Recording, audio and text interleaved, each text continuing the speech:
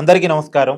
ప్రపంచవ్యాప్తంగా Iran versus Israel America యుద్ధం మీద చర్చ నడుస్తుంది. కానీ ఒక్క ఆంధ్రప్రదేశ్లో మాత్రం జగన్ వర్సెస్ షర్మిలా విజయమ్మ సంబంధించినటువంటి వివాదం మీద చర్చ నడుస్తుంది.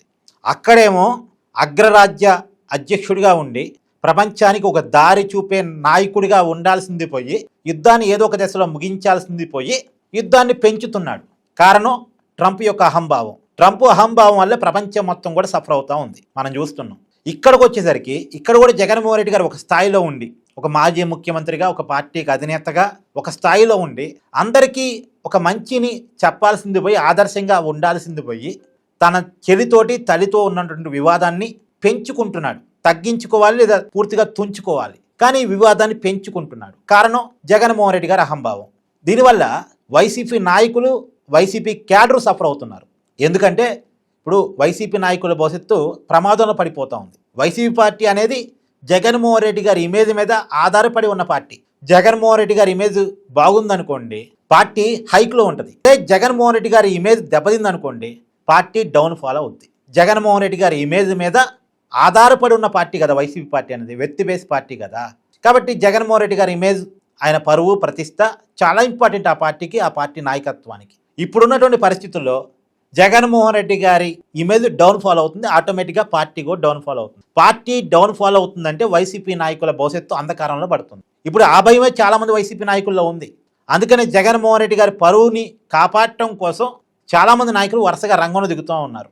నిజానికి ఇది కుటుంబ వివాదం, పార్టీ వివాదం కాదు. కానీ కుటుంబ వివాదంలో జగన్మోహన్ రెడ్డి గారి పరువు, ప్రతిష్ట దెబ్బతినటం వల్ల పార్టీ మీద ఎఫెక్ట్ అవుతుంది. కాబట్టి పార్టీ మీద ఎఫెక్ట్ అవుతే ఆటోమేటిక్గా తమ రాజకీయ భవిష్యత్తు మొత్తం ప్రమాదంలో పడిపోయింది. కాబట్టి నాయకులంతా రంగంలో దిగుతున్నారు. రాచమల్లి శివప్రసాద్ రెడ్డి, ఆర్కే రోజా, కొడాలి నాని, అమర్నాథ్ వీరంతా కూడా రంగంలో దిగటానికి ఉన్న కారణం ఇదే.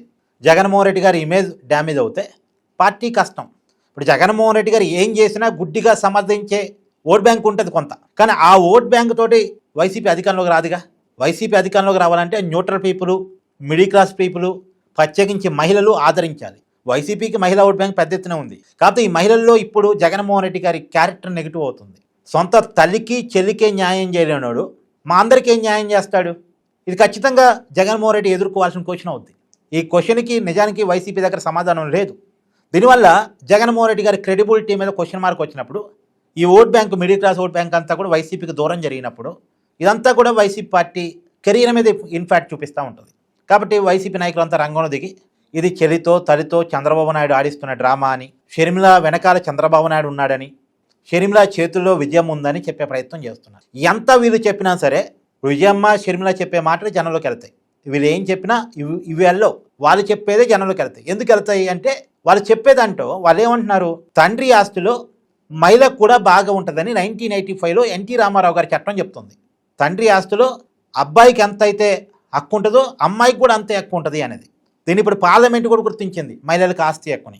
ఇప్పుడు షర్మిలమ్మ అడుగుతున్నటువంటి సరస్వతి పవర్ అండ్ ఇండస్ట్రీస్ ఆస్తి రాజశేఖర్ రెడ్డి గారు ముఖ్యమంత్రిగా ఉన్నప్పుడు వచ్చిన ఆస్తి. ఇప్పుడు అసలు జగన్మోహన్ రెడ్డి ఆస్తులైనా లేదు వైఎస్ రాజశేఖర రెడ్డి కుటుంబ ఆస్తులైనా ఎప్పుడు పెరిగినాయి? 2004లో రాజశేఖర రెడ్డి ముఖ్యమంత్రి అయిన తర్వాత పెరిగినాయి. 2010లో 42,000 కోట్ల రూపాయల అక్రమాస్తుల కేసులు జగన్మోహన్ రెడ్డి మీద పడ్డాయిగా. అంటే ఇన్ని కేసులు పడ్డాయి అంటే, అంత అక్రమాస్తులు ఉంటాయంటే అవన్నీ ఎప్పుడు వచ్చాయి? 2004 నుంచి 2010 మధ్య. ఎవరు? రాజశేఖర రెడ్డి గారు ముఖ్యమంత్రిగా ఉన్నప్పుడు. కరెక్ట్గా చెప్పాలంటే 2009 వరకు వచ్చినట్టు లెక్క. 2004 నుంచి 2009 మధ్య వాళ్ళ ఆస్తులు పెరిగినట్టు లెక్క. ఇప్పుడు వీళ్ళు అడుగుతున్నటువంటి ఇలహంక ప్యాలెస్ భూమి అప్పుడే వచ్చింది, సరస్వతి పవర్ అండ్ ఇండస్ట్రీస్ భూమి అప్పుడే వచ్చింది. అంటే రాజశేఖర రెడ్డి గారు ముఖ్యమంత్రిగా ఉన్నప్పుడు వచ్చినటువంటి ఆస్తుల్లోనే వాటాలు అడుగుతున్నారు. జగన్మోహన్ రెడ్డి 2011 తర్వాత సొంతంగా వ్యాపారాలు చేసి సంపాదించిన ఆస్తిలో వీళ్ళు వాటాలు అడగట్లేదు. కేవలం రాజశేఖర రెడ్డి ముఖ్యమంత్రిగా ఉన్నప్పుడు సంపాదించుకున్న ఆస్తిలోనే వాటాలు అడుగుతున్నారు. వీళ్ళ ఆస్తి పెరిగినప్పుడే దాంట్లో నుంచే వాటాలు అడుగుతున్నారు. మరి ఇవ్వాలి కదా, చట్టం కూడా చెప్తుంది కదా మహిళలకు సమానంగా ఇవ్వాల్సిందేనని. అందులో కుటుంబంలో రాజశేఖర రెడ్డి తర్వాత పెద్ద ఎవరు? తండ్రి తర్వాత తల్లే పెద్దది. కుటుంబ పెద్ద విజయమ్మే చెప్తుంది షర్మిలాకి ఇమ్మని. మరి తల్లి చెప్తున్నప్పుడు జగన్మోహన్ రెడ్డికి ఉన్న ఇబ్బంది ఏంటి? ఇవ్వాల్సిందే కదా. జగన్మోహన్ రెడ్డికి ఆప్షన్ లేదు, ఇవ్వాల్సిందే. తల్లి కుటుంబ పెద్ద మన సమాజంలో అంతే కదా నైతికంగా.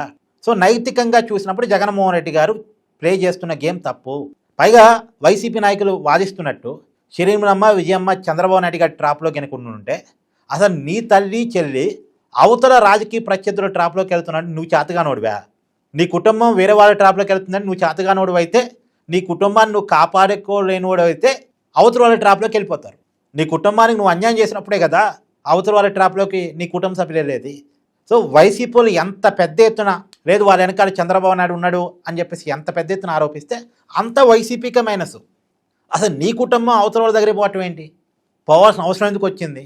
నీకు చేత కాకపోవడం వల్ల వచ్చింది, నువ్వు ఆస్తులు ఇవ్వకపోవటం వల్ల వచ్చింది, నువ్వు చూసుకోకపోవటం వల్ల వచ్చింది. ఇప్పుడు రాచమల్లి శివప్రసాద్ రెడ్డి గారు మొన్న ఒక మాట అన్నారు, ఏమన్నా నువ్వు అమెరికాలో ఉండి కాంగ్రెస్ కోటేమని చెప్పావు, వైసీపీని ఓడించమనేగా చెప్పినట్టు నీ కొడుకును ఓడించమని చెప్పొచ్చా అన్ను. మరి ఆ పరిస్థితికి జగన్మోహన్ రెడ్డిని ఎందుకు తెచ్చుకున్నాడు? ఒకప్పుడు ప్రేమించిన తల్లి, ఒకప్పుడు కొడుకు కోసం రాజకీయాల్లోకి వచ్చిన తల్లి ఇవాళ కొడుక్కి వ్యతిరేకంగా తిరుగుబాటు చేయాల్సిన పరిస్థితి ఎందుకని వచ్చింది? ఇది జనం ఆలోచిస్తారుగా, మిడిల్ క్లాస్ వాళ్ళు ఆలోచిస్తారుగా. అందులో ఆస్తుల గురించి ఎక్కువ చర్చ జరిగితే జగన్మోహన్ రెడ్డి గారి అక్రమాస్తుల కేసు గురించి కూడా చర్చ జరుగుతూ ఉంటుంది. ఈ ఆస్తి ఎలా వచ్చింది, అసలు 2004 ముందు రాజశేఖర రెడ్డి కుటుంబం యొక్క ఆస్తి ఏంటి, ఇప్పుడు ఇన్ని కోట్ల ఆస్తులు ఎందుకు వచ్చినాయి, ఈ ఆస్తుల కాడ పంచాయతీ అంటే ఆస్తుల కోసమే పార్టీ పెట్టాడా, ఈ చర్చ అంతా కొనసాగుతూ ఉంటుంది. ఈ ఆస్తుల గురించి ఎంత చర్చ కొనసాగితే వైసీపీకి అంత పెద్ద మైనస్. ఎందుకంటే 2004 ముందు బంజారాహిల్స్ రోడ్ నెంబర్ 2లో ఉన్నటువంటి రాజశేఖర రెడ్డి గారు తన ఇల్లును అమ్ముకోవడం కోసం ప్రభుత్వాన్ని దరఖాస్తు పెట్టుకున్నారు. అది ప్రభుత్వం కేటాయించిన భూమి కాబట్టి ఆ రోజు ప్రభుత్వం తన లేఖకు స్పందించట్లేదని రాజశేఖర రెడ్డి గారు కోర్టుకు కూడా పోయారు. ఆ పరిస్థితి నుంచి, ఇల్లు అమ్ముకునే పరిస్థితి నుంచి ఎక్కడ పడితే అక్కడ ప్యాలెస్లు, హైదరాబాద్ ప్యాలెస్ ఎప్పుడొచ్చింది, సాక్షి టీవీ ఎప్పుడొచ్చింది, తర్వాత ఇలంకా ప్యాలెస్ ఎప్పుడొచ్చింది, తాడేపల్లి ప్యాలెస్ ఎప్పుడొచ్చింది, ఇదంతా రాజశేఖర రెడ్డి గారు ముఖ్యమంత్రి అయిన తర్వాత వీళ్ళు తెచ్చుకున్న ఆస్తులే కదా. సో తండ్రి ఆస్తిలో అమ్మాయికి కూడా వాటా ఇవ్వాలిగా, మొత్తం నువ్వు అనుభవిస్తానంటే కుదరదు కదా అనేటువంటి ఖచ్చితమైన చర్చ మధ్యతరగతి వర్గాలు వస్తుంది. కాబట్టి జగన్ అహంకు పోయి, ఆస్తి మీద అతి ప్రేమకు పోయి తన పరువును తను తీసుకుంటున్నాడు, తన పార్టీ పరువును తీస్తున్నాడు, తనని నమ్ముకున్నటువంటి నాయకులు క్యాడర్ పరువు తీస్తున్నాడు, వాళ్ళ భవిష్యత్తును అంధకారంలో పెడుతున్నాడు. ఇప్పుడు ఆస్తి మళ్ళా కావాలంటే సంపాదించుకోవచ్చు, పేరు ఒక్కసారి పోయిన తర్వాత, డ్యామేజ్ అయిన తర్వాత అది మళ్ళీ తిరిగి తెచ్చుకోవడం అంత ఈజీ కాదు. అందులో చంద్రబాబు నాయుడు జగన్మోహన్ రెడ్డి ఆస్తుల గురించి ఏం చెప్పినా సరే చంద్రబాబు నాయుడు రాజకీయ ప్రత్యర్థిగాడు చెప్తున్నా అనుకుంటారు, కానీ జగన్మోహన్ రెడ్డి సొంత కుటుంబమే బయటకు వచ్చి చెప్పినప్పుడు ఆ ఇన్ఫాక్ట్ వేరే ఉంటుంది. ఇప్పుడు జగన్మోహన్ రెడ్డి కుటుంబమే చెప్తుంది కాబట్టి ఆ ఇన్ఫాక్ట్ ఖచ్చితంగా మిడిల్ క్లాస్లో పడింది. జగన్మోహన్ రెడ్డి గమనించట్లేదు కానీ దీని ఇన్ఫాక్ట్ చాలా తీవ్రంగా ఉంటుంది. 2029 ఎన్నికల్లో కనపడింది, ఆల్రెడీ 2024 ఎన్నికల్లో కనపడింది షర్మిల ప్రభావం. దాన్ని జగన్మోహన్ రెడ్డి రివ్యూ చేసుకోగలగాలి, సమీక్ష చేసుకోగలగాలి. దురదృష్టం ఏంటంటే వైసీపీ పార్టీలో జగన్మోహన్ రెడ్డి గారికి చెప్పగలిగే పరిస్థితి ఎవడు లేడు. చెప్పినా జగన్మోహన్ రెడ్డి మైండ్ సెట్ కాదు, ఆస్తులు వదులుకునే మైండ్ సెట్ కాదు. దానివల్ల ఇప్పుడు వైసీపీ పార్టీ చాలా పెద్ద ప్రమాదంలో ఉంది. నిజానికి మనసాక్షిగా వైసీపీ నాయకులు కూడా సమర్థించలేరు, ఎవరో కొద్దిమంది గుడ్డిగా సమర్థిస్తారేమో, కానీ వాళ్ళకి తెలుసు మనం సమర్థిస్తుంది కరెక్ట్ కాదు, ఇది ఆస్తులు తగాదా, పూర్తిగా ఇది తెంచుకోగలిగిన తగాదా, కూర్చుంటే సమసిపోయే తగాదా, తడితో చెలితో కూర్చోబెట్టుకుని మాట్లాడుకోవచ్చు కదా, ఎందుకు ఇదంతా కూడా, ఎందుకు బయటకు వచ్చి రాద్దాంతం ఏంది, గొడవ ఏంటి, దీనివల్ల పార్టీకి డ్యామేజ్ ఏంటి? ఎందుకంటే వైసీపీ పార్టీ ఇమేజ్ దెబ్బతింది అంటే వైసీపీ నాయకులు ఎమ్మెల్యేలుగా గెలవలేరు అంటే ఆటోమేటిక్గా ఆ పార్టీ 2029 ఎన్నికల్లో అధికారం రాకపోతే ఆ పార్టీ గురించి నేను చాలాసార్లు గతంలో కూడా వీడియోలు చేశాను. 2029లో కూడా వరుసగా అధికారాన్ని కోల్పోతే వైసీపీ పార్టీ పరిస్థితి ఎలా ఉంటుంది అనేటువంటిది. అనవసరంగా తప్పు చేస్తున్నావు జగన్, అందుకే అతం పెట్టాను, తప్పు చేస్తున్నావు జగన్, పరువు పోతుంది, జాగ్రత్త. మీ అభిప్రాయాన్ని కూడా కామెంట్ చేయండి. Thank you.